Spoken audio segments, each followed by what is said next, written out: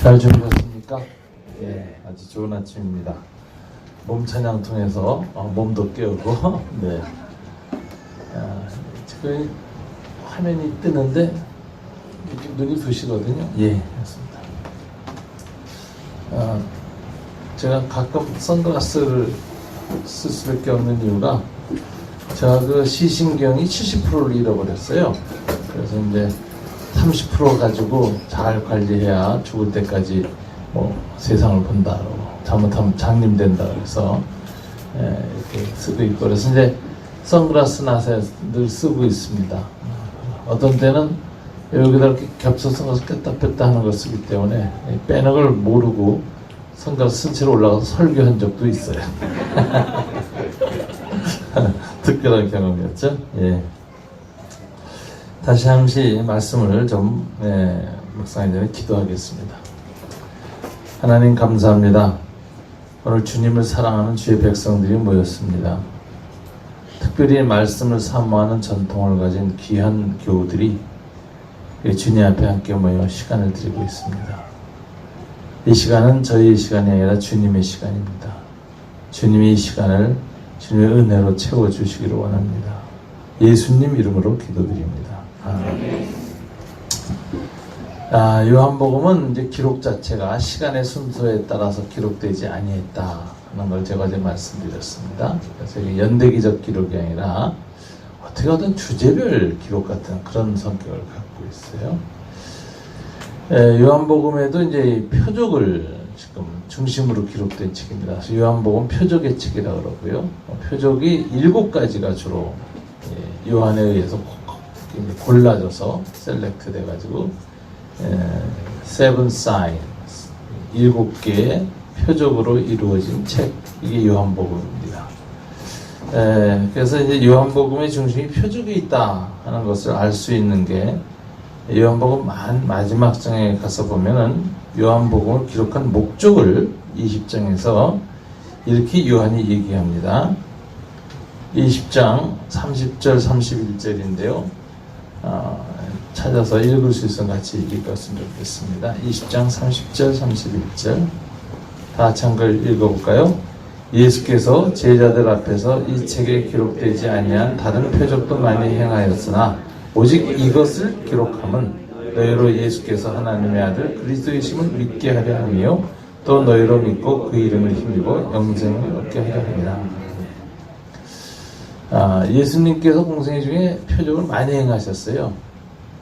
그래서 이제 이 책에 기록되지 아니한 다른 표적도 많이 행했다. 이렇게 이제 요한이 얘기를 해요. 근데 내가 오직 이것만 기록하면 이렇게 얘기하는데 7가지 표적만 골라서 기록했어요. 7가지 표적만 기록한 목적이 있습니다. 표적 기록의 목적이 2가지예요. 첫째는 기독론적인 목적입니다. 하나님의 아들 그리스도이심을 믿게 하려 하며 예수가 하나님의 아들 그리스도이심을 믿게 하려는 것, 그것이 표적을 기록한 목적이에요. 표적을 통해서 예수가 하나님의 아들 그리스도 메시아이심을 믿게 하려는 것. 2번째는 또 너희로 믿고 그 이름을 힘입어 생명을 얻게 하려 하십니다. 2번째는 구원론적 목적입니다. 생명을 얻게 하려. 그러니까 이제 표적을 기록한 목적이 분명해요. 7가지 표적만 골라서 기록한 목적은 첫째, 예수가 하나님의 아들 그리스도이신 것을 믿게 하려고. 2번째는 그 믿음으로 말미암아 영생을 얻게 하려는 목적에서 내가 요한복음을 기록했다라고 말하고 있습니다. 그러니까 이제 요한복음에 기록된 표적을 우리가 묵상할 때에는 기록의 목적에 따라 묵상하면 되죠. 그죠? 그 목적으로 기록했으니까 오늘 가나의 표적도 여기 초점이 어디에 있어요? 가나 표적을 기록한 목적은 예수가 누구이신가 그걸 드러내려는 것이고, 2번째는 믿어서 영생을 얻게 하려는데 기록의 목적을 가지고 요한이 기록했다. 이렇게 오늘 본문을 보면 되겠습니다. 특별히 오늘 이제 첫 번째 표적이 기록되어 있는데요. 문제 이제 표적이란 단어예요. 표적. 오늘 보면 이제 그 11절에 이렇게 되어 있지. 예수께서 이 첫 표적을 갈릴리 가나에서 행하여 그의 영광을 나타내심에 제자들이 그를 믿으니라. 표적이라는 단어를 썼어요. 근데 이 마태, 마가, 누가에서는 표적이라는 용어가 안 나와요. 거기서 다 미라클, 이적, 기사라는 용어가 나와요. 똑같은 예수의 행위를 공간복음서는 이적이라고 표현을 하고, 요한복음은 이적이라는 용어를 안 씁니다. 미라클이라는 용어를 안 쓰고 표적이라는 말을 씁니다. 그래서 이적과 표적은 차이가 있는 거예요. 근데 이적은 이제 공간복음서 예수께서 이 놀라운 일, 이적을 행하시며 귀신을 쫓아내고 병 고치고 할 때마다 유대인들 혹은 주변의 제자들 모든 이스라엘 회중들의 반응이 나오는데 저들이 다 놀라더라. 그래서 나오마조라는 단어를 써요. 놀랐다. 그러니까 이적은 이제 예수님이 일으킬 때마다 나타나는 보편적 반응, 신자든 안 신자든 보편적 반응은 놀라움이었어요. 놀람이라는 게 뭐냐? 놀람이라는 겁니다. 자기 경험 법칙에 맞지 않는 사건이 터진 거예요. 인간의 이성, 경험, 과학 하고 전혀 해석할 수 없는 사건이 터져가지고 놀라는 거예요. 그래서 놀람이라는 건 인간의 인신론적인 자기 한계를 반영한 것이다. 이건 무슨 소리? 이해할 수 없는 사건이다. 한계, 인간의 한계를 인식시키는 하나님의 행위가 이적이었다. 그런 이적을 나타내니까 베드로도 예수님이 배 위에서 고기를 가득 잡게 하는 이적을 행하자 베드로가 뭐라고 했습니까? 자기 한계를 고백하죠. 주여, 나는 죄인입니다. 나를 떠나소서. 거기서 이제 죄인이라는 건 윤리적인 개념이 아니었죠. 하나님 앞에서 인간의 존재론적인 한계를 드러낸 고백을 죄인이라는 고백이 유대인들의 전형적인 고백이죠. 그래서 이 이적은 어떤 일을 일으키느냐? 놀라움, 두려움, 그리고 동시에 자기 한계의 인식. 그래서 자기 부정하게 하는 사건이에요. 내 이성이나 내 경험을 스스로 부정하지 않고서는 받아들일 수 없는 사건. 이적이에요. 그러니까 이 이적이라는 것은 항상 그 복음서에서 보면 공간복음서는 다음마저라는 반응을 이렇게 놀라더라. 근데 요한복음은 똑같은 예수님의 이 사건을 기록할 때 이적이라는 관점으로 기록하지 않고 표적이라는 용어를 써요. 그리고 표적이라는 용어를 썼을 때 나타나는 현상이 있어요. 그래서 놀람이 아니라 믿었더라로 결론나요. 11절 예수께서 이 첫 표적을 갈릴리 가나에서 행하여 그의 영광을 나타내심에 제자들이 그를 믿으니라. 가나의 표적 전에는 사도들이 아직 신앙 고백이 없었어요. 예수님에 대한 신앙이 없었어요. 그냥 랍비와 제자로 출발했어요. 그런데 이 첫 이적을 보고 나서 비로소 제자들이 예수님을 메시아로 믿기 시작했다. 하나님의 아들 그리스도인 진주를 인식하기 시작했다. 그리고 이 첫 표적의 결과로 저들이 놀라는 게 아니라 뭐 이르렀다? 믿었다. 미라클은 놀라게 하는 반응을 일으키지만 표적은 사인은 믿음의 반응을 일으킨다. 이게 차이예요. 요한복음에서. 사인 공동체. 그럼 사인과 미라클을 어떻게 우리가 규정을 할 것인가? 네? 미라클은 아까 말한 기적이죠. 사인은 미라클 플러스 미닝이에요. 의미. 우리가 사인하면 도로 표지판도 사인이죠. 사인보드죠. 사인이라는 게 손가락질이죠. 가르치는 바가 중요한 거예요. 손가락 자체가 중요한 거예요. 표적, 이적 자체가 중요한 이 이적이 가르치는 의미, 미닝, 이게 중요한 거예요. 미라클 플러스 미닝. 그래서 표적이라는 말을 쓸 때는 미라클, 이적보다 더 중요한 게 뭐냐? 강조점이 미닝이에요. 의미. 이적이 전달하는 의미, 계시적 의미예요. 예수님이 누구인가를 나타내주는 그 의미, 이게 아주 중요해요. 그래서 이 표적을라는 이 관점에서 예수의 이 행위를 기록을 하는 요한은 이 표적의 사람들을 놀라게 하고 하는 정도가 아니라 깨달음에 이르게 된다. 예수가 누구이신가를 아는데 이르게 된다. 의미를 깨닫게 된다. 그래서 결과는 항상 믿었더라는 결론으로 나온다. 이걸 이제 7가지 표적을 쓰고 있습니다. 그래서 7가지 표적으로 요한복음을 이제 구조를 짰어요. 요한복음을 기록할 때 요한이. 그러면 이제 여기서 우리가 생각할 것은 표적 신앙과 이적 신앙의 차이예요. 이적 신앙은 어떻게 돼야 신앙이 생기느냐? 이적을 본인이 체험해야 돼. 안진뱅이가 일어서고 속에 눈 뜨고 귀신이 나가고 문둥병자가 깨끗하게 되고 중풍병자가 일어나는 이적을 본인이 당사자가 체험할 때 예수에 대한 믿음이 생겨요. 근데 표적은 달라요. 표적은 내가 체험 못해도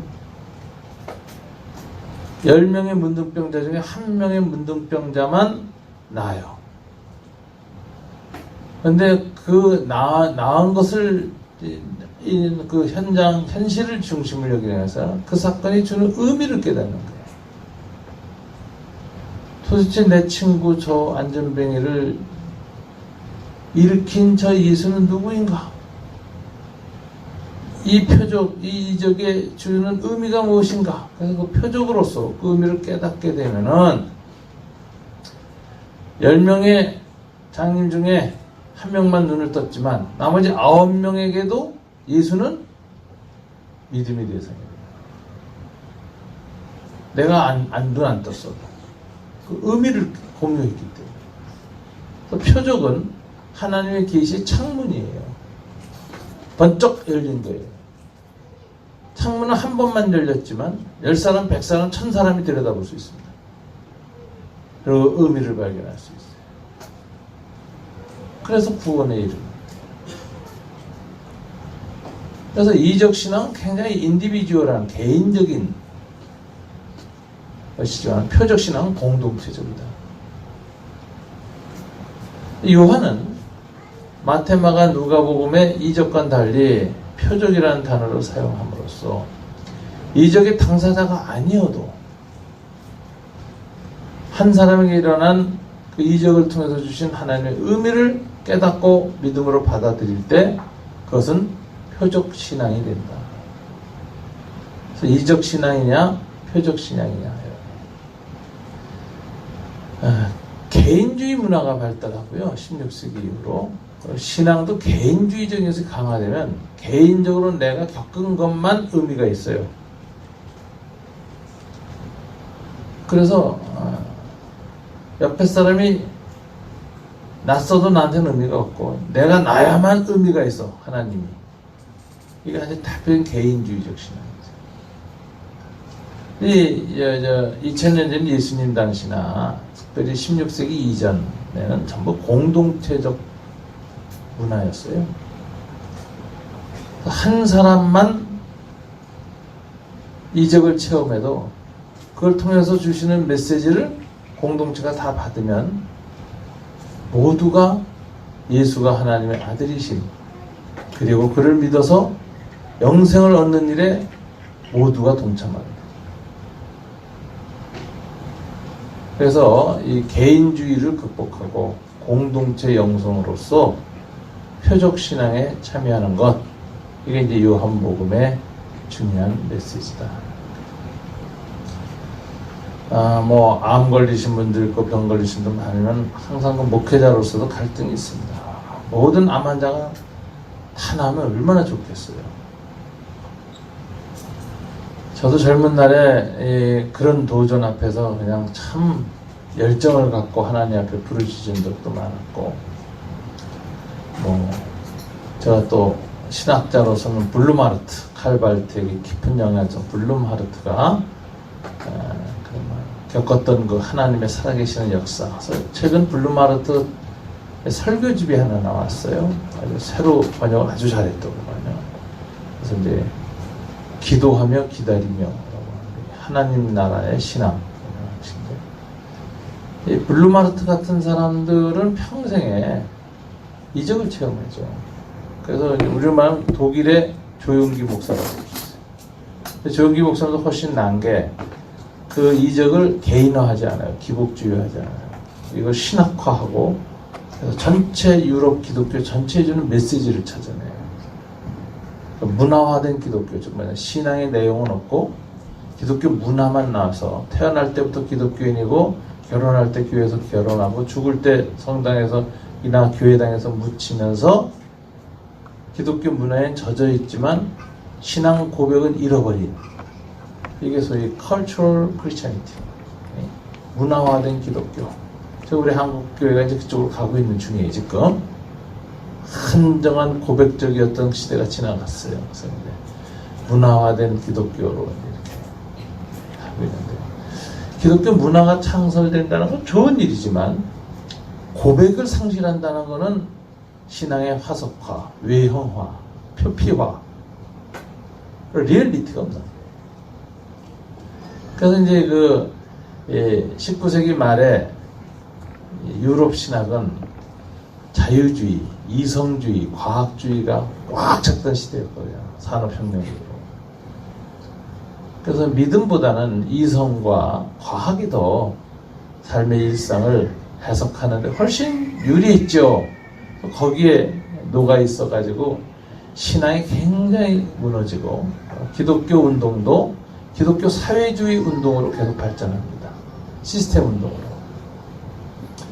하나님에 대한 신앙 고백은 아주 없어지고 교회는 서서히 공동화되고 기독교 지도자들은 기독교 국가사회주의, 나치즘, 국가주의 사회란 우파 파시즘에 반대해서 기독교 사회주의 쪽 이런 쪽으로 갈라지면서 세계관 또는 체제로서의 기독교 이런 쪽으로 이제 하면서 소위 말하는 복음의 영성, 신앙 고백의 아름다움 이런 건 많이 사라졌어요. 예배도 죽고 이래서 교회에도 사람들이 잘 안 나오고 그래서 아직 유럽 기독교가 이제 2000년 만에 바울의 복음이 완전히 잠들어버린, 다 죽었죠. 남은 것은 이성과 과학만 남았고 하나님의 존재를 인정하지만 하나님에 대한 고백과 이런 것은 이미 사라져버린, 인격적인 그런 고백은 없어져버린 거죠. 문화화된 기독교로 다 빠졌을 때 크리스토퍼 블룸하르트가 소위 이적을 체험합니다. 뚜르나이젠하고 같은 동기였고 기독교 상담 심리나 정신분석학의 대가였고 고육을 받았던 이 사람이 독일의 작은 시골교회 가서 목회를 하는데 귀신 들린 여자를 만나요. 그래가지고 상담가, 정신분석학과 다 불러서 치료하려고 애를 쓰는데 귀신 들린 사람이 이제 하루를 그러는 여자. 이 동네는 목사도 없냐? 그러더니 여기 충격을 받아요. 블룸하르트가. 그래서 자기가 튜빙겐 대학 신학부 출신으로 최고의 지성과 이성을 가진 목회자였지만 신앙이 없다는 사실을 알아요. 그래서 그가 어렸을 때 경건주의 전통으로 돌아가요. 어렸을 때 주일학교 때 배웠던 그 하나님. 그래서 성경대로 귀신 쫓기를 하는 거예요. 이제. 상담 분석 다 내려놓고 예수 이름으로 명하는. 근데 이제 그 마지막 이야기가 이제 재미나요. 그래도 안 나가요. 그래서 마지막에는 무슨 생각이 드냐. 믿음의 위기, 신앙의 위기를 보내는 게 없고요. 이 사람의 귀신이 안 나갈 때는 것은 단순하게 귀신이 안 나가는 게 아니라 내 영혼이 죽는 거다. 하나님에 대한 절망. 그래서 낮에는 예수의 이름으로 귀신아 떠나가라 성경대로 했는데 귀신이 오히려 비웃을 때 그때 그 영혼과 자기가 함께 무적행으로 떨어지는 체험을 해요. 깊은 곳으로, 절망 속으로. 그러면서 하나님하고 비명을 지르듯이 부르짖었는데 귀신이 떠나요. 그래서 그 여자가 병이 치유될 뿐만 아니라 블룸하르트 신앙이 회복돼요. 그 다음부터 블룸하르트는 묘한 경험을 합니다. 전까지는 복음을 전하려면 먼저 예수가 어떻고 하나님 어떻고 하고 성경 얘기하고 하면서 이제 변증, 논리적 변증을 하고 그 다음에 그 변증이 설득력을 가졌을 때 예수 믿으시오 이랬거든요. 근데 이 블루마르트에게 다른 일이 일어나요. 변증할 필요가 없어요. 소위 하나님의 임재, 임마누엘 역사가 일어나서 그냥 이적이 일어나는 거예요. 알코올 중독자가 오면 그냥 술이 끊어져. 그리고 예수를 믿어요. 말이 필요 없어요. 그냥 하나님의 임재를 체험하고 하나님의 능력을, 하나님의 존재 인식이 전혀 없던 사람이 블루마르트의 교회에 오면은 하나님 계시다는 이 being feeling, 존재 감각이 생기는 거예요. 이상하게. 그래서 신앙 부흥이 일어나요. 그래서 독일 저지대에서 일어나는 놀라운 부흥이 일어나죠. 그때 젊은 청년이 그 당시 기독교 사회주의자였어요. 탄광촌에서 목회하고 있던 칼 발트라는 젊은 신학자가 그 소식을 듣고 블루마르트한테 옵니다. 그리고 거기서 살아계신 하나님을 체험해요. 드디어. 블루마르트는 19세기의 루터였고 칼 발트는 존 켈빈이었어요. 발트는 블루마르트한테 영향받아서 하나님의 살아계신 하나님, 그래서 초월해 계신 하나님, 역사와 이성 속에 내재해 있는 역사 내재적인 하나님이 아니라 이성과 과학과 역사를 초월해 계신 살아있는 하나님을 만나게 되고 그 하나님을 평생 탐구하고 증거하는 신학자의 길을 가서 그 20세기의 더 시얼루전, 그 신학자가 된 거죠. 발트입니다. 칼발트가 이제 마지막 스위스 바젤 대학에서 은퇴 강연할 때 강연의 제목이 재미났어요. 블룸하르트 목사를 기억하며. 강의를 끝내고 마지막엔 블루마르트 목사가 즐겨 부르던 내주는 강한 성이요 하고 있죠. 그 찬송을 다 함께 부름으로써 은퇴 고별 강연을 끝냅니다. 젊은 나이에 블룸하르트를 통해서 나타난 초월적인 하나님의 능력을 발트가 체험하고 너무 사변적이고 철학적이고 문화적이었던 기독교에서 돌아서는 거죠. 너무 철학적이고 사변적이고 체제 중심적인 기독교가 되다 보니까 체제와 결합을 해요. 기독교가 항상. 그래서 극단화되어 독일 나치즘 국가사회주의에 앞장서서 기독교가 히틀러를 지지하든가 거기에 반대해서 사회주의하고 연대하든가 이렇게 되면서 소위 이 기독교가 신앙 고백을 상실하고 세계에 내재화돼서 아주 보편적인 그런 기독교로 팍 갈아잡고 생명을 주었을 때 오직 한 사람이 홀로 하나님의 살아계심을 증언하며 나치제에도 싸우고 공산주의와도 싸워요. 하나님은 체제화하실 수 없는, 체제를 건너뛰은 초월하신 하나님이시다. 그래서 이제 2차 세계대전 이후에 칼 발트가 유럽 신학을 재건하는 새로운 그 지도자가 되는 거죠. 그래서 칼 발트를 역사가들이 뭐라고 표현하냐면 무신론의 평지가 꽉 펼쳐진 20세기 유럽의 교회에서 홀로 하나님을 위해서 투쟁했던 야훼의 빨치산이었다. 이런 표현을 하죠. 아주 그런 그 아주 멋진 생애를 한 그 신앙은 어디서 시작했을까? 하나님의 초월성을 체험했을 때. 이 블루마르트 목사는 한국교회에서 본 조영기 목사님 같은 하나님을 체험했는데 조영기 목사 훨씬 탁월했던 것이 조영기 목사는 개인화 기복화했잖아요. 사유화했잖아요. 은혜를 사유화했다. 이거 굉장히 위험한 거예요. 은사의 사유화. 하나님 주신 거룩한 값없이 주신 것을 사유하고 개인화했다. 굉장한 그 하나님의 신성모독이고 하나님 나라의 횡령죄에 해당돼요. 근데 이 블룸하르트는 그렇게 안 했어요. 그래가지고 20세기 유럽 교회를 2000년 만에 다시 초대 기독교의 모습으로 살려내는데 결정적인 기여를 하는 역할을 했죠. 블룸하르트의 글들을 읽으면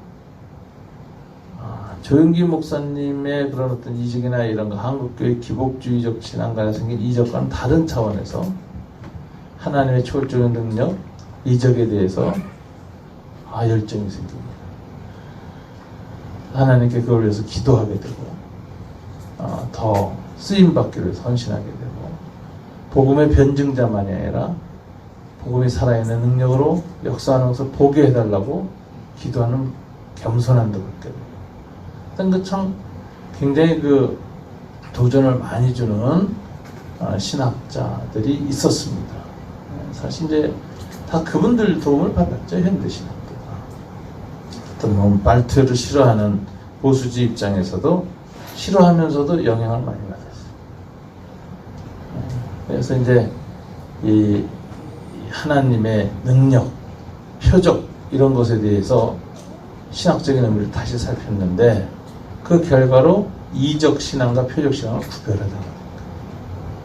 이적 신앙은 개인주의적 세계관에서 나 개인이 이적을 체험해야만 하나님이 살아계시고 하나님이 나에게 관심을 주시고 그때만 나의 주 나의 하나님이 된다가 아니라 10명의 문둥병장 100명의 암 환자 중에 다 낫지 못하고 99명이 죽어서 한 사람만 하나님에 대한 믿음을 가지고 일어난다면 그것은 하나님이 그걸 표적으로 삼은 거죠. 그 사람의 환난. 그리고 그 표적은 모두에게 의미돼요. 암에 걸린 사람이든 안 걸린 사람. 하나님의 살아계심을 드러내는 것이고 하나님이 인간 세계 안에 개입하고 있다는 강한 증거가 되어져요. 그래서 그 사건을 통해서 믿음에 이르는 것, 이게 표적신앙의 특징입니다. 그래서 오늘 갈릴리 가나의 표적 이야기를 보면서 우리가 정리해야 될 것은 요한은 7개의 표적만을 기록했다. 그리고 표적 기록한 목적은 기독론적인 목적, 예수가 하나님의 그리스도이심을 믿게 하려는 것이고 두 번째 구원론적 목적, 그 믿음으로 말하여 영생을 얻게 하려는 것이다. 그래서 이 표적이 일어났을 때 그 표적을 통해서 바로 첫 번째 일어난 결과는 뭐냐? 사도들이 사도적 신앙을 갖게 됐다. 그 전까지 믿음이 없었어요. 사도적 신앙을 일으키는 것이 표적의 결과였다. 그래서 오늘날 우리가 이 표적을 주님 앞에 구하는 것은 우리에게 바로 옛 사도들이 가졌던 그 신앙 고백이 일어나는 일을 구하는 것이다. 이 교회가 이런 표적 공동체의 역사가 일어나면 어떻게 되죠? 예수 안 믿다 믿는 사람이 많아져요. 이 교회 나오면 이상하게 사도적 신앙 고백이 생겨요. 그래서 예수를 믿게 되는 사람들, 예수가 하나님 아들 그리스도임을 믿게 되고 그 이름을 힘입어 영생을 얻게 되는 일이 일어난다는 거예요. 그러니까 우리가 우리 교회를 위해서 기도할 때 하나님 우리 한마음교회가 이 표적 공동체가 되게 도와주십시오. 그래서 사도들이 예수를 믿은 그 일이 오늘날에도 우리 교회 안에서 일어나게 도와주십시오. 사도적인 신앙 고백이 생성되는 빚어지는 그런 교회가 되게 하시고 예수님에서 아무것도 모르는 사람들도 우리 교회에 나서 앉아있다 보면은 이 사도적 신앙 고백이 일어나는 그런 놀라운 일이 우리 교회 안에 일어나길 원합니다. 이게 이제 이 가나의 표적을 보면서 우리가 구해야 할 기도 제목이다. 이렇게 생각합니다. 오늘 보면은 이 사도들의 믿음보다 먼저 믿은 사람이 하나 있어요. 본문에. 누구죠? 마리아. 오늘 예수님이 물을 포도에 바꾸는 이적을 마리아의 믿음을 보고 행하시거든요. 그러면 이제 여기서 사도들의 믿음보다 더 먼저 있었던 선행된 믿음은 마리아의 믿음이에요. 그래서 마리아의 믿음은 어떻게 보느냐?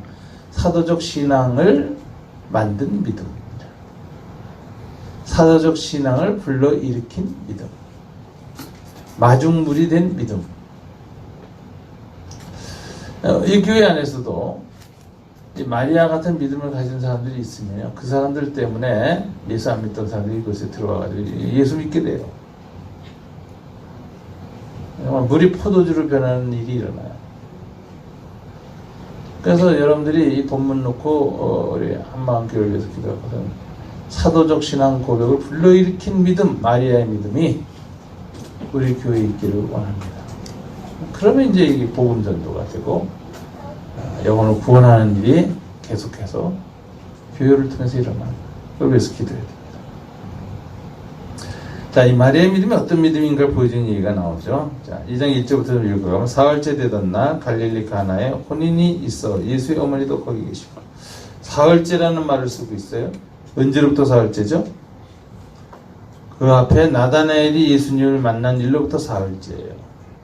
그럼 1장에서 보면은 첫째 날, 둘째 날 이게 나와요. 다음 날, 그 다음 날, 다음 날. 예수의 등장 이후로 계속해서 다음 날, 다음 날, 다음 날 나오고 나다나엘을 만난 날이 4일째 되는 날이고요. 그로부터 사흘이니까 2장 1절은 예수의 등장과 더불어 복음서 기록과 더불어 요한복음이 며칠째죠? 7일째예요. 의도적이죠. 요한에게는 그 7일 신학이 있었어요. 7일이 주님이 하나님을 자신을 계시하시는 날이다. 이게 있는데 사흘째 되던 날 홀레에 있었습니다. 예수와 그 제자 천례의 청함을 받았습니다. 이 당시 유대인 결혼식에는 랍비들과 그 제자들을 부르는 예가 많아요.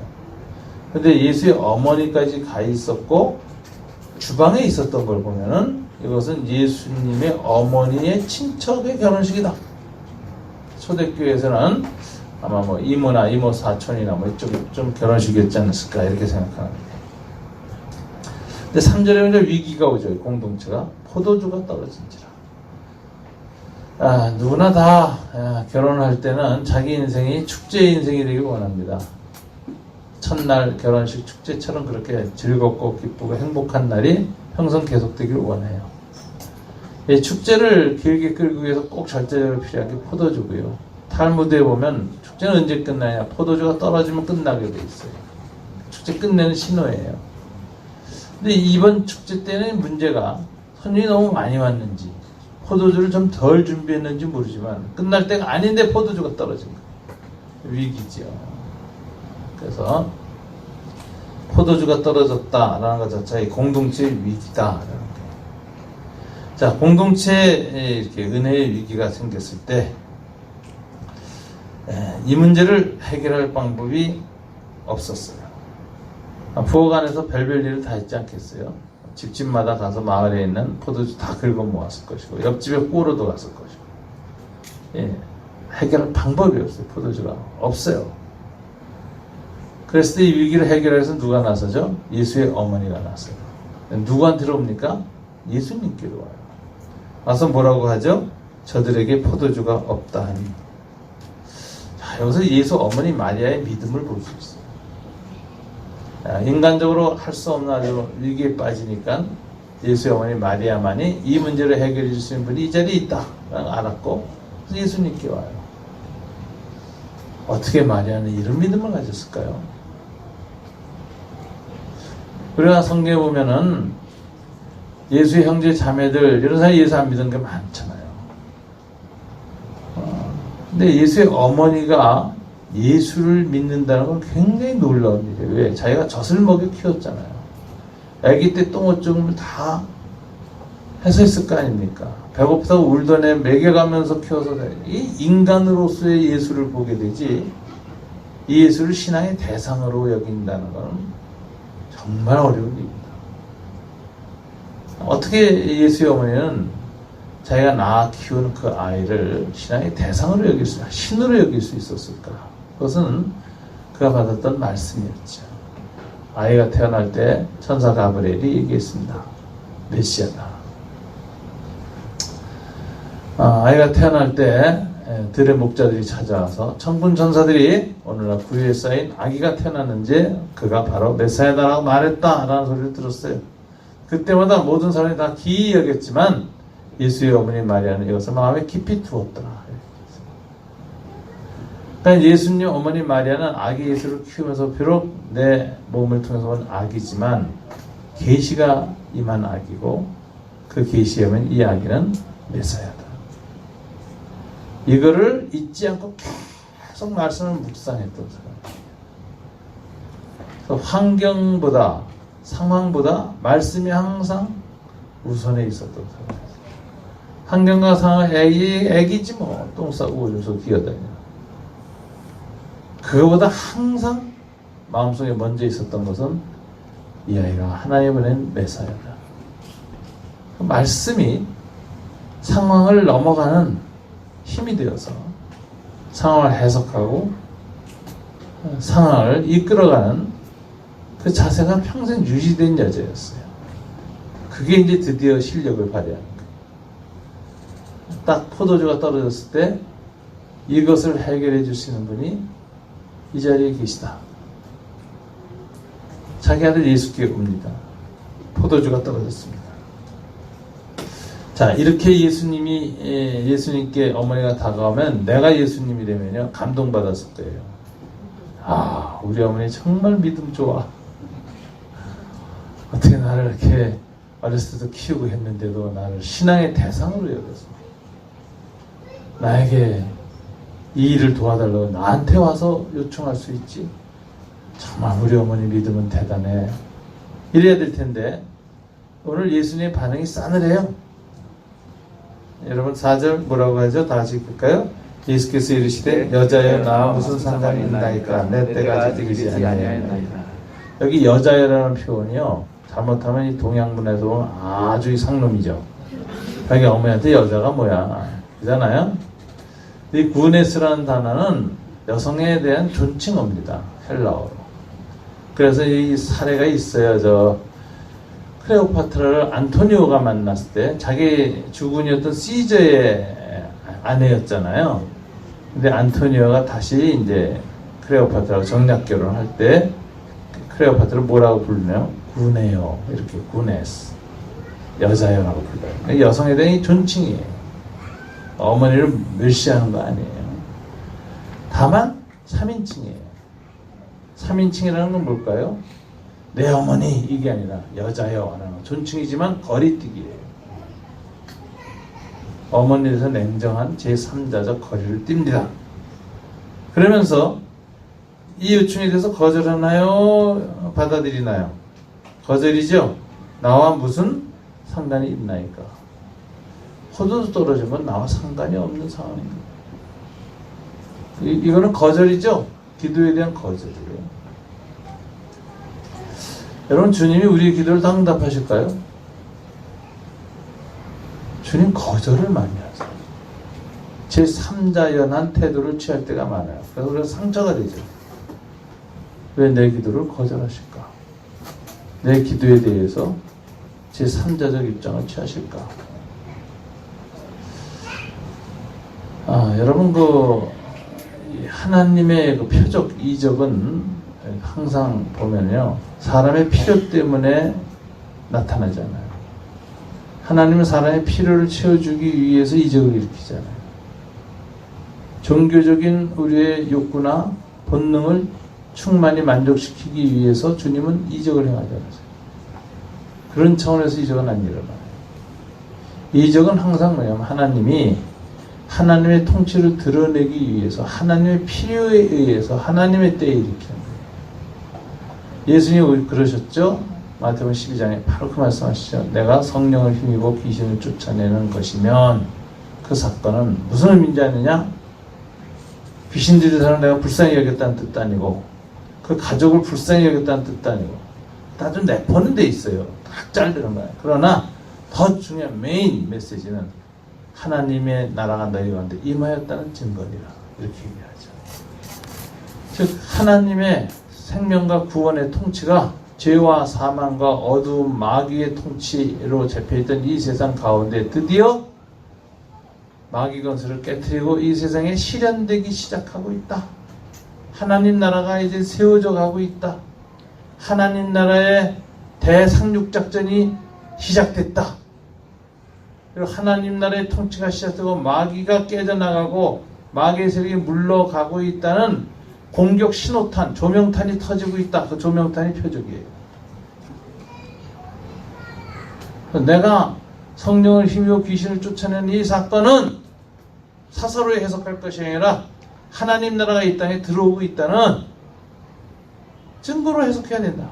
이게 예수님의 이적에 대한 해석이었어요. 예수님의 이적을 개인주의 관점에서 기복주의로 해석한 적이 없어요. 그래서 하나님의 이적은 항상 어떻게 되냐? 하나님의 필요에 의해서 하나님의 때 하나님의 나라를 모든 사람들이 믿게 하려, 하나님의 통치를 받아들이게 하려고 하는 차원에서 하나님의 이적을 일으키시되 그때 어떤 사람이 아주 불쌍하면 주님이 그 사람의 긍휼히 여기심을 매개로 해서 그 사람만 긍휼히 여기는 것이 아니라 하나님 나라가 도래했던 모든 보편적 메시지를 드러내기 위해서 그때 그 사람을 구원할 수도 있어요. 그러니까 메인은 항상 하나님의 이 표적의 의미는 하나님의 통치, 하나님의 다스림, 하나님 나라의 도래를 드려요. 이것을 영광을 나타냈다라고 요한복음 표현해요. 표적에는 영광이 나타난다. 영광이 뭐죠? 영광, 글로리. 영광이라는 개념은 빛이라는 개념입니다. 그래서 예수님은 세상의 빛이었다. 요한복음 첫 시작부터 예수님 빛으로 설명하죠. 근데 세상의 빛은 여러 가지가 있어요. 주님 피조한 빛이 있어요. 첫날 빛이 있으라 했으면 창조된 빛이 있어요. 빛의 입자였죠. 천체는 사흘 후에 창조되잖아요. 해, 달, 별. 첫날 만들어진 빛은 아마 빛의 입자였을 거예요. 물리학에서 말하는 힉스, 쿼크 이런 거, 소립자. 빛의 입자를 창조하셨다. 시공간성을 창조하시고 제일 먼저 시공간성을 꽉 채운 것은 빛의 입자였다. 오늘 양자역학에서 하는 얘기죠. 바로. 그러니까 이제 창세기인데, 하여튼 빛의 입자를 창조하시는데, 피조된 빛이 있고요. 하나님은 피조된 빛이 아니라 창조주의 빛이에요. 빛을 만든 빛이에요. 이 빛이 달라요. 피조된 빛은 인간이 볼 수 있는 빛의 입자는 빨주노초 파남 보고요. 보라색 빛 같은 자외선 잘 안 보여요. 있긴 있는데. 붉은색 빛 같은 적외선 잘 안 보여 있긴 있는데. 그 외에 수많은 빛의 입자가 있어요. 눈에 안 보여요.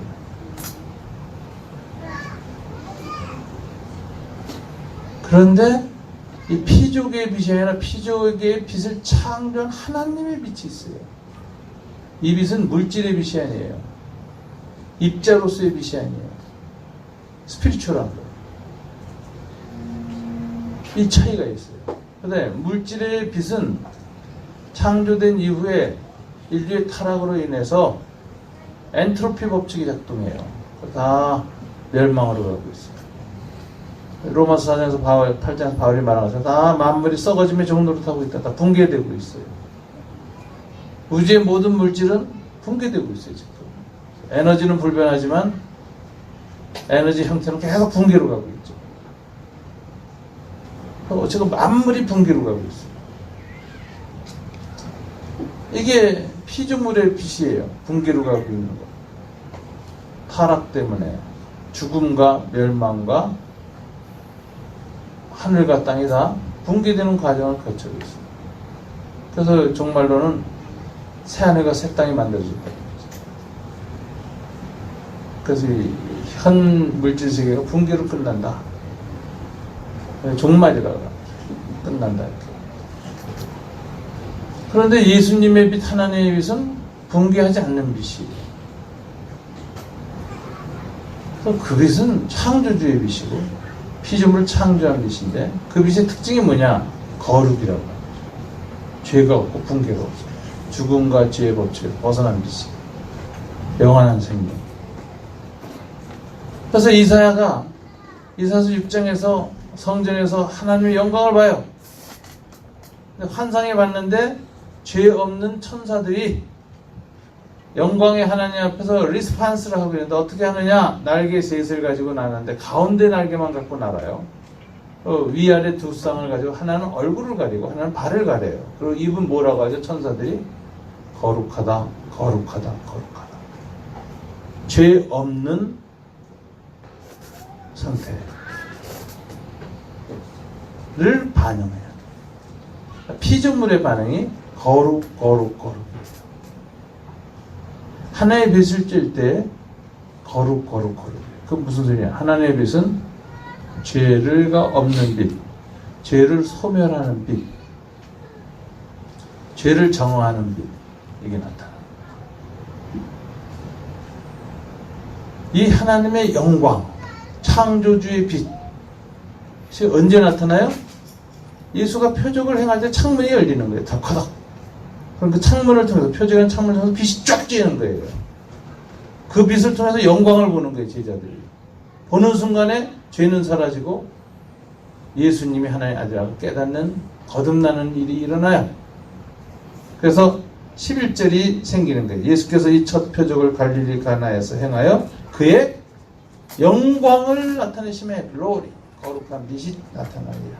즉시 제자들이 죄가 사라지고 예수에 있는 신성을 인식하며 그분을 메시아로 믿기 시작하더라. 영광이 나타납니다. 공동체가 표적을 구하는 이유는 마술놀이, 예수의 매직 플레이에 즐거워하고 신기하기 위해서가 아니라, 놀라기 위해서가 아니라 뭐죠? 표적을 통해서 주님의 거룩한 빛이 비치는 공동체예요. 그 얼굴빛을 내게 비추사. 그래서 그 얼굴빛을 비추면서 죄를 소멸하기 때문에 나와 죄 사이가 구별이 안 되면 죄가 소멸될 때 같이 죽어요. 여기 구별이 되어지면 죄만 싹 사라져요. 나는 정화돼요. 신앙이 생겨요. 하나의 형상이 회복돼요. 믿음이 새로워요. 그래서 공동체 안에서 이 하나님의 표적이 일어나고 표적을 통해서 주님의 영광을 보게 되고 그 표적을 통해서 그 빛 속에 있는 그 메시지, 의미, 미닝을 발견하면서 그러면서 새로운 창조, 내 영혼이 새롭게 거듭나고 내 삶의 모든 부분이 다시 주님을 새로워지는 것, 이것을 체험하기를 소망해야 돼요. 이게 종말론적 공동체의 특징이에요. 우리는 이적 신앙은 아니지만 표적 신앙은 여전히 오늘날도 유효하다. 그리고 표적을 통해서 주님의 은총이 영광에 나타나고 그걸 통해서 신앙 고백, 사도적 신앙 고백이 새로워지는 그런 공동체가 되게 해달라고 기도해야 돼요. 이거는 목회자들과 온 교회의 교인들의 부담이에요. 그런 교회로 빚어지기를 소망하는 간절함이 있어요. 현재 우리 교회 상태에 만족하면 이 정도면 됐다. 세계 체제화된 기독교, 안정된 기독교, 이대로 레일을 계속 가면 된다라고 하는 기독교 가지고는 습관화된 신앙, 체제화된 종교생활, 영적인 내면의 안정성, 그러면서 믿음은 죽는 거예요. 신앙 고백은 일어나지 않고, 사도적 신앙 고백은 아주 옛날에 있었던 일이에요. 새롭게 주님 앞에 무릎 꿇고 예수님 하나님 되심을 깨닫고 고백하는 간증이 안 일어나, 교회에. 이게 문화와 체제와 교회 조직화된, 교회라는 종교적 조직화된 기독교의 한계고, 이게 위기예요, 사실. 하나님의 이 살아있음, 역동적인 변화가 끊임없이 일어나도록 그렇게 기도해요. 교회 오래 계신 교인들이 이 교회 시스템, 전통, 제도, 법 이런 거 가지고서는 다 유지하고 있으면 이제 랍비가 된대요. 바리새 공동체. 항상 하나님의 말씀 앞에서 자기의 경험, 자기의 지켜온 관습, 전통까지도 상대화할 수 있는, 비워놓을 수 있는 열린 자세가 늘 필요합니다. 그것을 주님 앞에 이제 믿음을 가지고 자기를 부인하는 신앙. 자기를 부인하는. 자, 예수님은 여자의 나와 무슨 상관이 있나이까? 라고 말함으로써 표적을 개인적인 차원에서, 기복적인 차원에서 개인의 위기를 해결하기 위한 수단으로 요청했을 때 냉정하게 거절합니다. 그러면서 거절한 이유를 뭐라고 하냐? 내 때가 아직 이르지 아니하였나이다 라고 말합니다. 때가 이르지 않았다. 이 내 때가 아직 이르지 않았던 내 때라는 단어가 요한복음에서도 7번 씌워졌습니다. 대고 언제 씌워졌는지 아세요? 몇 가지 사례만 좀 찾아볼게요. 같이 찾아볼까요? 요한복음 8장 20절 한번 읽어볼까요? 다 같이 8장 20절 시작. 이 말씀은 성전에서 가르치실 때에 헌금함 앞에서 하셨으나 잡는 사람이 없으니 이는 그의 때가 아직 이르지 아니하니라. 그의 때, 여기 의미가 뭐죠? 잡힐 때.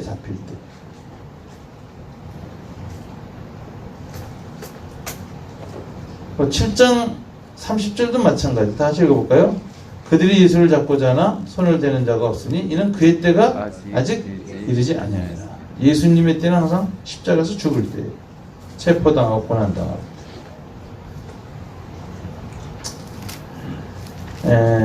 12장에서 예수님이 기도할 때 이렇게 봅니다.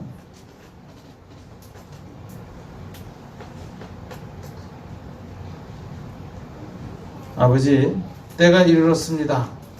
하나님의 미래를 위한 기도를 하면서 할 때 27절 지금 내 마음이 괴로우니 무슨 말을 하리요? 아버지여 나를 구원하여 이 때를 면하게 하여 주옵소서. 그러나 내가 이를 위하여 이 때에 왔나이다. 여기서도 예수의 때가 십자가에 죽을 때, 하나님의 미리 땅에 떨어 죽을 때를 염두에 두고 쓰셨어요. 예수님의 대제사장의 기도, 성찬식 마치고 잡혀가시기 전에 마지막 제자로서 한 기도가 17장이죠. 1절에 예수께서 이 말씀을 하시고 눈을 들어 하늘을 우러러 이르시되 아버지여 이 때가 내 때가 이르렀습니다. 때가 이르렀습니다. 아들 영화롭게 하옵시고 아버지를 영화롭게 하옵소서. 그리고서는 십자가에서 못 박혀 죽으셨어요. 그러니까 주님은 때라는 말을 쓸 때 한결같이 어떤 의미에서 이 때를 얘기했을까요? 십자가에 죽을 때를 염두에 두고 있었어요. 그러면서 마리아가 포도주 떨어졌다고 하니까 뭐라고 해요? 거절하면서 내 때가 아직 이르지 않았습니다. 그러나 여기서 예수의 표적은 항상 어느 때하고 연관돼요? 예수의 죽으심. 하나님의 구원의 때와 연관해서 표적이 일어나는 것이지 사람들의 필요를 채우기 위한 차원에서 일어나는 것이 아니다 하는 걸 우리가 얘기하고 있습니다. 자, 이렇게 예수님이 거절하면 여러분 같은 어떻게 하시겠습니까? 성경 공부 많이 하고 또 주님의 뜻을 따르기로 잘 결심하고 이렇게 순종하는 아주 인격적인 신앙, 말씀 중심 신앙을 이렇게 고상하게 유지해 왔기 때문에 내 때가 아직 이르지 아니하였습니다. 그럼 어떻게 여러분 반응할까요? 네, 때가 아니니 물러가겠습니다. 때가 되면 알려주세요. 그러고 돌아가요. 그런 사람한테는 영원히 때가 안 와요. 이게 아주 묘합니다. 마리아의 다음 태도가 대단히 묘합니다. 마리아가 아드님 때가 아니라고요? 그럼 돌아가겠습니다. 때 되면 알려주세요. 이러지 않아요. 어떻게 하죠? 5절 다시 읽어볼까요? 그의 어머니가 하인들에게 이르시되 너희에게 무슨 말씀을 하시든지 그대로 하라 하니라. 집에 안 가요. 점잖게 집에 안 가요. 점잖은 사람들이 이제 신앙이 안 자라는 게 여기에서 걸리는 거예요. 이게 스탠바이로 가야 돼요. 돌아가지 말고, 전원을 끄지 말고, 스탠바이. 대기 모드. 딱 마리아는 딱 대기 모드로 들어갑니다. 때가 언제인지 몰라. 그때가 언제인지 몰라. 때가 되면은 하나님이 말씀하실 거예요. 예수님. 그러면은 대기 모드는 뭐예요? 무슨 말씀이 하든지 그대로 순종하기로 준비하고 있는 시간이에요. 말씀 순종의 믿음을 딱 스탠바이 대기 모드로 놓고 딱 기다리는 거예요. 주님 구하라 찾으라 두들기라는 말씀을 주셨어요. 기도에 대해서. 이건 기도의 발전입니다. 맨 처음 구하는 단계예요. 구하는 기도를 하다 보면 내가 진정으로 하나님께 구해야 될 것이 무엇인가 갈무리가 돼요. 난삽했던 기도가 딱 정돈되고 진정으로 성령 안에서 내가 구해야 할 기도 제목이 딱 정돈이 되죠. 그때쯤 된 두 번째, 이 기도가 응답받기 위해서는 어떻게 될까 찾게 돼요. 찾는 단계가 돼요. 그 단계 지나고 나면 발견했어요. 찾았어. 대문을 발견해. 이 문만 열리면 해결돼. 기도가 구하는 단계에서 찾는 단계에서 드디어 초점이 맞춰지죠. 이 문만 열리면 돼요. 그래서 문을 두들기기 시작합니다. 두드려라. 그리하면 열릴 것이요. 이건 무슨 소리죠? 열릴 때까지 두드려야 된다. 두드리다 안 열린다고 집에 가면 안 된다. 열릴 때까지 두드려. 오늘 예수님이 에메게 보인 이 마리아의 태도는 지금 안 열렸어. 때가 아니라고. 그래서 오픈은 언제 할지 모르는데 잠시 쉬는 시간입니다. 딱 클로징 붙어 있어. 나중에 연락 주세요. 대기표에 써놓고 가지 않아요. 그 앞에서 기다리는 거야. 언제 열릴지 모르죠. 열리기만 하면 즉시 들어가자. 무슨 말씀만 임하면 그대로 하자. 말씀에 대한 순종에 대한 의지와 자세를 가다듬고 대기 모드로 들어가. 이런 사람한테 열려요. 이 대기 모드가 없는 사람한테는 영원히 안 열려요. 그래서 저희들은 주님의 뜻이나 주님의 때가 아니다 라는 걸 깨달아도 뭐예요? 주님의 뜻과 주님의 때에 맞추어서 나 자신을 조정하면서 그러나 믿음을 가지고 계속 주님을 응시하는 이 스탠바이 모드로 영혼이 깨어 있어요. 믿음의 전원의 불은 켜져 있어요. 내 영혼은 언제 오실지 모르지만 새벽에 오실지 한밤중에 오실지 모르지만 늘 깨어 있어요. 문이 열릴 때까지 지켜보고 있어요. 여러분이 문이 열릴 때까지 기다리는 시간이 굉장히 의미 있는 시간입니다. 예수님이 그랬잖아요. 문이 열면은 닫을 자가 없고 또 문은 열리면 바로 닫힌다고 했어요. 그러니까 열리는 타이밍에 딱 들어가야 돼요. 그 타이밍을 놓치면 못 들어가요. 대기 모드가 없는 사람은 어떻게 돼요? 잠들던 열차녀처럼 대기 모드가 없었던 사람한테 문이 딱 열렸는데 들어갈까 말까 아직 결정을 못해서 우왕좌왕해요. 그러다 보면 문 닫혀버려요.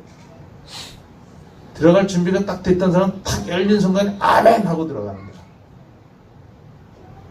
그 다음에 기다리면서 뭐죠? 문이 열리면 이 기도의 문이 열리면 이것이 응답받아서 열리면 그 다음에 뭘 할까를 쫙 생각을 많이 해놨어요. 미리 믿음으로. 딱 열렸을 때 들어가서 그 다음에 즉시 반응해. 그런 시간이 없었던 사람은 열렸을 때도 들어갈까 말까 망설이다가 놓치고 들어가서도 뭐 할지 몰라서 우왕좌왕해요. 또 시간 또 보내요. 그러니까 대기 모드에서 주님이 응답하실 때는 어떻게 반응할 것인가에 대한 깊은 묵상과 내면의 갈무리를 하면서 기다리는 사람에게만 때가 와요. 주님의 때는 스케줄이 이미 정해져 있는가? 이게 이상해요. 스케줄이 정해져 있어 내가 아무리 몸부림쳐도 그때까지는 내가 뭐 거꾸로 매달려도 절대로 오지 않는다. 난리쳐도 그때는 안 온다. 이게 운명론이에요. 근데 우리는 예정론이에요. 운명론하고 다른 게, 예정론은 뭐죠? 인간의 의지에 하나님의 인격적으로 반응한다는 거야.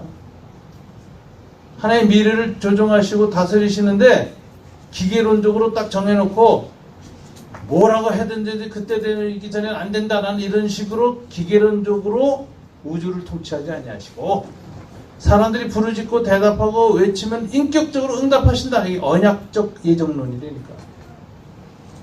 굉장히 인격적이에요. 그래서 보세요. 방금 예수님이 마리한테 한 거 보면 쌀쌀맞기가 그지없어서 한 1년은 지나가야 포도주 만들어줄 것 같잖아요. 그런데 대기 모드에서 마리아가 무슨 말씀을 하시든지 그대로 하라 그래놓고 열정적 차렷 하인들이 딱 서서 예수님 딱 쳐다보게 하니까 예수님 순간적으로 마음이 바뀌어요. 예수님 마음이 약해요. 예수의 약점. 그런 사랑이 많아서 마음이 약하세요. 인격적이세요. 기계론적인 분이 아니에요. 원칙주의자가 아니에요. 한번 뜻을 정하면 안 바꾸는 분이 아니에요. 예수님의 약점은 변덕정이라고 수없이 바뀌어. 사랑에 의해서 마음이 바뀌는 거예요. 그래서 니느웨 성도 죽인다 그러고 다 그랬다가 회개하니까 마음이 바뀌었어. 요나가 미치겠는 거죠. 아니 나를 물고기로도 잡아가지고서 이렇게 해서 요나이 보내서 보내가지고 사흘 만에 무너뜨린다고 전해서 무너뜨려야지. 선지자 체면도 있지. 하나님이 가라 그래서 왔잖아요. 무너뜨린다 그래서. 근데 왜 안 무너뜨리십니까? 하나는 그런 분이에요. 자기 말 쉽게 바꿔. 진짜예요. 모든 예언은 50%만 가능성이 있다는 거 아세요? 교회 예언 운동 하는 사람 많아요. 무슨 운동 어디 가면 초월 운동하는 사람 많아요. 근데 여러분, 모든 예언은 50%라는 걸 아셔야 돼요. 가능성 50%밖에 없다. 선지자 예언도 이사야 선지자가 예언을 해요. 왜 예언해요? 망할 거다. 아시리아에. 예언 하나하나 망할 거면 예언할 필요가 없죠. 근데 왜 하나님이 선지자를 보내서 가기 싫다는데도 나를 위해서 가라고 하고 막 그냥 하나님 떠밀어서 가서 예언하게 만들어요. 예언에 혹시나 반응하고 회개하면 돌이키시려고, 예언대로 무너뜨리지 않으려고 예언자 보낸 거예요. 모든 예언은 50% 플러스 마이너스 알파예요. 내가 어떻게 반응하느냐에 따라서 남의 50%가 결정되는 거예요. 믿음으로 반응할 때, 하나님의 기뻐하신 반응을 할 때 남의 50%가 결정되는 거예요. 저는 아무리 유명한 쪽집게 무당 권사님이 예언해도 난 안 믿어. 50%밖에. 그럴 수도 있지. 그러나 내가 어떻게 하느냐에 따라서 결정되는 거야, 나머지. 왜? 하나님은 인격적이시니까. 기계론적인 분이에요. 내가 아무리 회개해도 내가 한번 너 죽인다고 했으니까 안 돼, 넌 죽어야 돼. 이런 신이 아닙니까? 이런 가혹한 신이 아닙니까?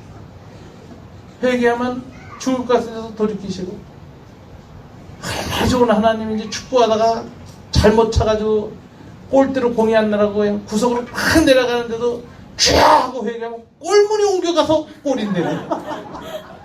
이런 하나님이라는 걸 믿기 때문에.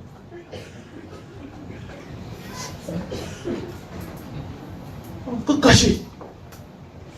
때가 아니라고요? 알았습니다. 때가 언제인지 난 몰라요. 그러나 그 때가 될 때까지 나는 기다립니다. 그 자세를 보시고 주님이 때를 땡기는 거예요. 오늘 예수님 보세요. 아까 그렇게 쌀쌀 맞더니 지금은 뭐라고 하세요? 야, 물을 아구까지 채우라. 이거 변한 거예요. 시작하는 거 아니에요, 하나님이. 그죠? 이 변덕이 어디서 나왔어요? 마리아의 태도를 보고 나왔어요. 그러니까 마리아의 믿음은 주님의 때를 당기는 믿음. 때를 당겨야 됩니다. 하나님의 때는 정해져 있지 않아요. 하나님의 스케줄은 고정되어 있죠. 하나님 얼마든지 때를 당기기도 하고 늘리기도 하시는 거예요. 회개 안 하면 고난의 때가 길어지고, 회개하고 하나님 앞에서 고난의 때를 줄이기도 하시고. 그렇기 때문에 마리아는 이 자세를 가졌을 때 주님이 태도를 바꾸세요. 그래서 세 가지 명령하셨죠. 채워라, 떠라, 갖다 주라. 언제 물이 포도주를 변했을까요? 9가지 꽉 채웠을 때 짠 하고 물이 포도주를 변했느냐? 아니에요. 떠라! 떴을 때 딱 그 바가지에 떴을 때 짠! 물이 포도주를 변했느냐? 아니에요. 언제는지 아세요? 원문에 동사 시제가 갖다 주래 에어리스트 시제가 쓰여졌어요. 이건 단 한 번에 일어난 변화를 같이 쓰는 용법이에요. 갖다 주었다. 하인이 들고 가는데 여전히 물이야. 하인이가 안 들고 갔죠. 하인이 아니 지금 바빠 죽겠는데 포도주를 얻으러 가야 되는데 물을 떠라. 그것도 12번 이상 뒤로 해야 돼. 두세 통 드는 항아리 6개니까 12에서 18번 동구박해는 우물까지. 아 이게 지금 이거 물이 떨어진 게 아닌데 왜 물을 기르라 그래. 그러면 실을 수 있는데도 예수 어머니 하도 그냥 째려보니까 할소시 가서 이제 했어. 그래 떠라 그래. 또 물을 뜨려네. 여전히 물이야. 갖다 주라. 들고 가면서 갈등하는 거예요. 이게 무슨 룸사롱이면 시컷 취하고 나중에 물 갖다 줘도 물을 술 날고 먹고 비싼 돈 주고 간다 그러더라고요. 그 상황이야. 술 갖고 오라는데 물 들고 가는 거야. 그런데 이 문제는 뭐냐면 또 연회장이라는 사람은 취하지도 않아요. 그 술맛 감별하는 사람이라서. 맨정신 가지고 술맛을 보는 사람이야. 이거 갖고 가면 욕하겠죠. 야 임마. 얘가 무슨 룸사롱이냐? 어? 술 갖고 오래도 왜 이놈만 물 갖고 와? 이 하겠지 이 자식들이. 그래서 그냥 야단쳐야 되는 거예요. 갖고 가야 욕먹을 게 뻔해. 이게 아닌데. 그런데 예수의 어머니가 무슨 말씀을 하시든지 그대로 하라 그래가지고 갖다 주라. 에이 모르겠다. 갖다 주었더니 짠 물이 포도주로 바뀌었어요. 그러니까 하인의 손에서 연회장의 손을 넘어가는 순간에 포도주로 바뀌었어요. 근데 매번 그런 것 같지 않아요. 동시에 항아리 모든 물이 포도주로 바뀐 거예요. 연회장이 딱 맛보면서 이제 하인이 떨면서 봤을 거 아니에요. 또 불효령이 떨어지겠네 이러고 있는데 하더니 야 보통 처음에는 좋은 포도주 냈다가 취하면 낮은 포도주를 내는데 야 이거 나중에 나온 이 포도 어떻게 상품이 나왔냐. 극상품이. 야 대단하다 하고 칭찬받아요. 하인이 연회장 바가지 돌을 빼서 지도 먹어. 포도주 있다. 이 포도주가 어디서 생겼는지 연회장은 모르지만 누구는 알더라. 본문에 하인은 알더라. 자, 믿음이 사도들만 믿게 되지 않고 이 표적에 대한 체험을 누가 하게 되죠? 하인들도 하게 돼요. 그래서 수종 들다가 믿음 갖게 된 사람 많아요. 사도적 수종을 들고 말씀하신 믿음을 가진 사람의 말에 섬기다가 믿음 생긴 사람 참 많습니다. 제 제자 중에 그 IBF 전국 대표했던 대표 간사의 부인이 있어요. 연대 다녔었는데 젊었을 때 전신 류마티즘 굉장히 아픈다. 젊었을 때 마디가 다 부으니까 약도 없어요. 그래서 학교도 쉬었었어. 학교도 휴학하고 우리 교회에 나와 있었어요. 근데 어떤 분이 신유의 은사가 있다 그래서 신유 치유를 받으러 갔어. 갔는데 그 아버지는 교회 안 나가고 믿음 없는 사람이에요. 그래서 나갔어요. 딸이 아프대요. 그러니까 할 수 없이 아버지는 믿음 없어서 그 신유하는 어떤 분한테 갔어요. 그래서 기도 받았는데 나았어요. 딸이 나와서 그 다음 주에 이제 우리 교회 나왔어요. 나왔다 간증다 그랬어요. 그런데 이제 신유로 인한 병은 불안정하다는 거 아시죠? 믿음이 좋아지고 유지되면 괜찮다가 또 나중에 또 나빠지고 막 이래요. 나중에 결국은 또 수술도 하고 그랬어요. 근데 하여튼 그때 일단 신기하게 이 통증이 싹 사라지고 나았어요. 근데 난 더 신기한 거는 그 아버지가 믿음이 하나도 없었거든. 딸 때문에 가서 기도할 때 옆에 앉아 있었는데 성령의 기름 부음이 딸에게 임한 게 아니라 아버지한테 튀었어. 아버지가 믿음이 생겼는데 이상하게 아버지가 그 다음부터 기도한 병이 났는 거야. 나 신기하대. 초신자인데 신앙 고백도 지금 안 된 사람들이 이적을 행해요. 근데 연희동 사는데 그 옆에 있는 개척교회 목사님이 이걸 보니까 너무 신기한 거야. 병이 퍽퍽 나. 아버지가. 그래서 이분이 교회 부흥의 욕심 때문에 자기네 교회에 등록시키고 그 다음에 기도회를 열고 그 아버지가 기도해준 병이 낫고 사회 찬양 이런 거 다 목사님이 해. 그래서 둘이 같이 사역을 했는데 아버지가 1년 만에 시험 들어요. 고치긴 내가 고치는데 왜 돈은 지가 먹냐. 그래가지고 교회 안 나갔어요. 내가 또 다 설득해가지고 이제 큰 교회 연희교회에 보내고 했는데 나는 그때도 이상했어. 야, 하나님도 참 이상한 분이다.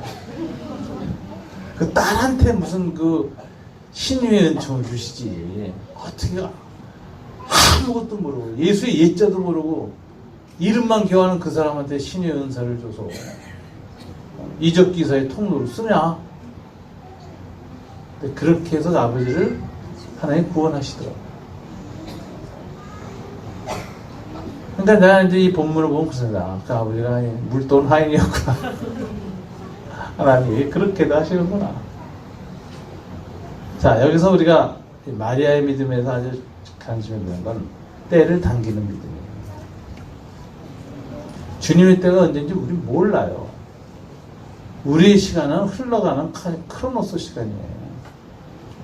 하나님의 시간 카이로스 시간인데 하나님의 카이로스는 과거, 현재, 미래가 없어요. 그게 한 점으로 응축되어 있어요. 그래서 영원이라고 그래요. 이터널 나우, 영원한 현재예요. 이 영원이 현재로 작동되어지는데 믿음이 필요합니다.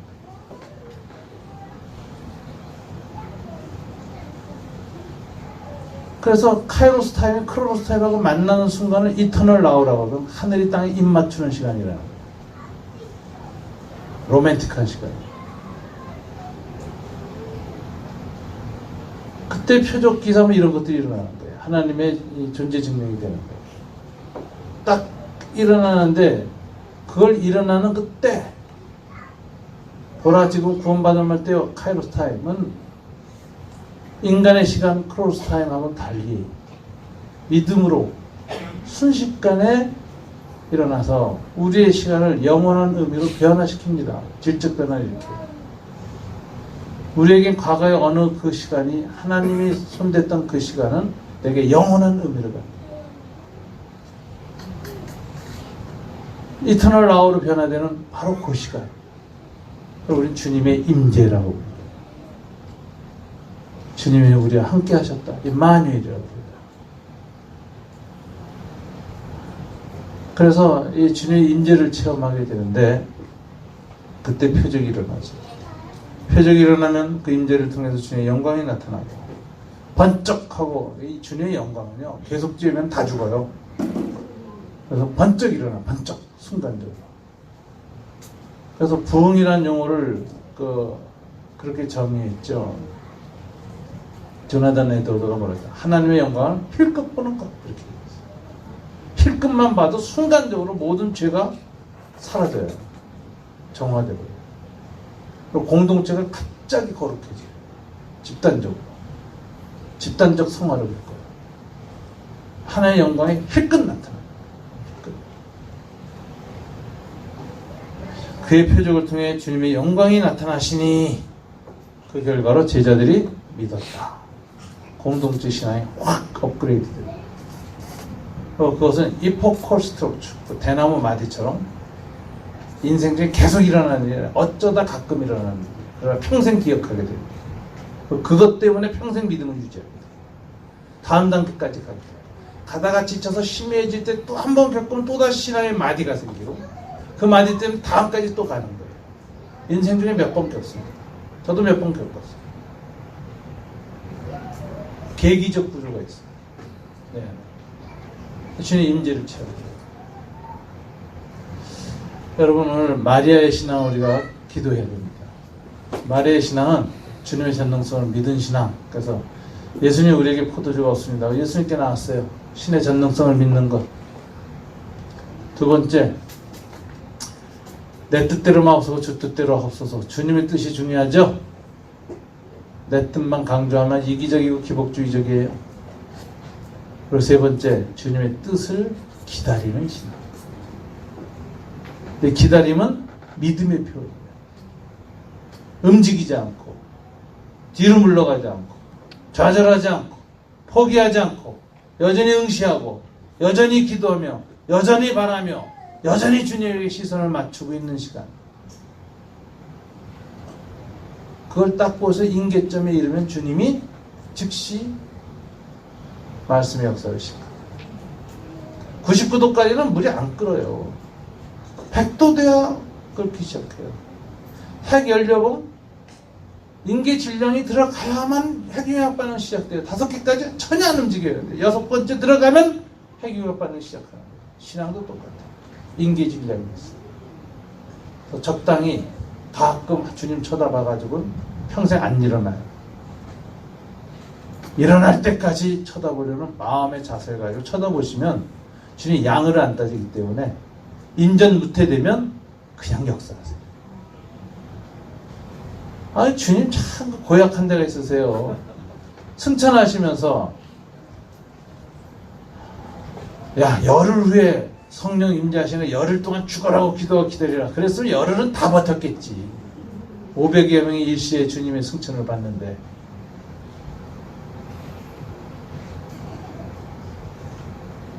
그런데 얘기를 안 하고 몇 날이 될지 모르지만 성령이 임하시니까 성령을 받고 땅끝까지 가라. 예루살렘에 머물러 성령 받기를 기다려라. 그러고 승천하셨는데 열흘인지 100일인지 1000일인지 날짜를 지정을 안 했어. 그래서 제자들이 기도하다가 하염없이 기도할 수 없으니까 슬슬 빠지기 시작해서 맞아 몇 명 남았어요? 120명 남았어요. 그런데 날짜 지정 없이 호련히 갑자기 예고 없이 성령이 임하세요. 하나님 일이 그래요. 꼭 스케줄 안 줘요. 전 그래서 120문도가 남아서 성령의 소리를 임할 때가 언제였을까? 120명이 죽을 때까지 기도하자. 성령 오실 때까지 하고 인계질량 딱 들어서는 순간에 임했다고. 우리의 믿음도 같아요. 믿음의 객관성, 말씀, 신학, 신앙 다 있어요. 주관성이 있어요. 내 인격성이 있어요. 인계질량을 채우세요. 그때 정말 변할 시작합니다.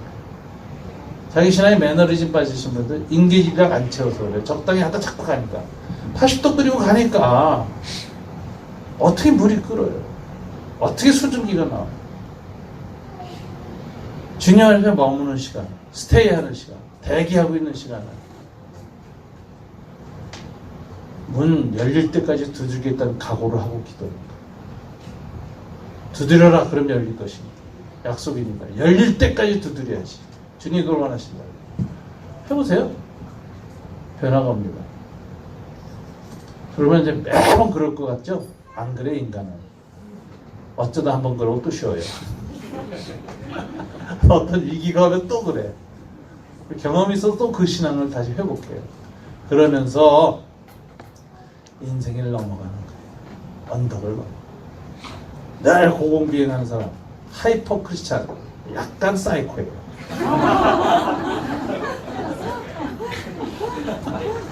내가 왜 하이퍼 크리스찬 약간 사이코라. 우리 정신병자나 신경조혈병에서 이제 조울증 있는 조 상태에 있는 기독교인이 있거든요. 의사인데 요즘 큐티 밴드 올리는데 막 5장씩 올려. 어마어마 매일. 내가 보면 하이퍼 상태구나. 그래서 내가 부인한테 약 좀 먹이세요. 그래서 약 좀 먹어야 돼. 약 용량 늘리세요.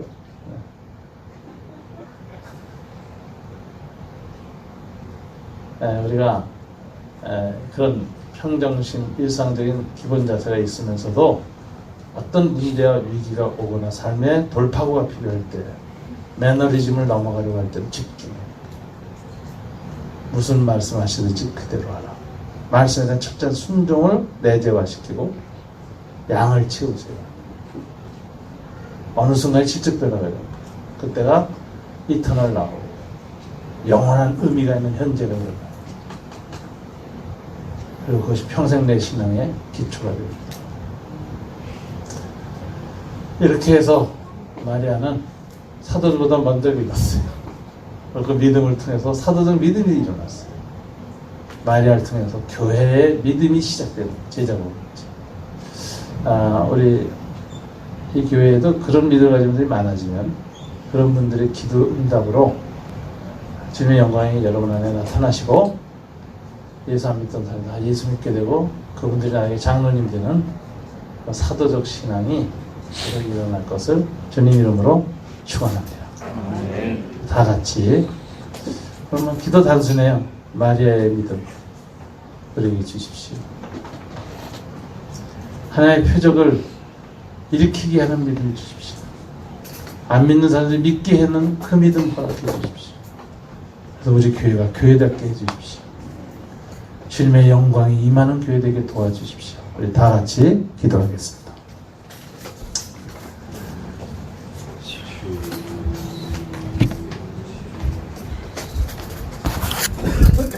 안주와 함께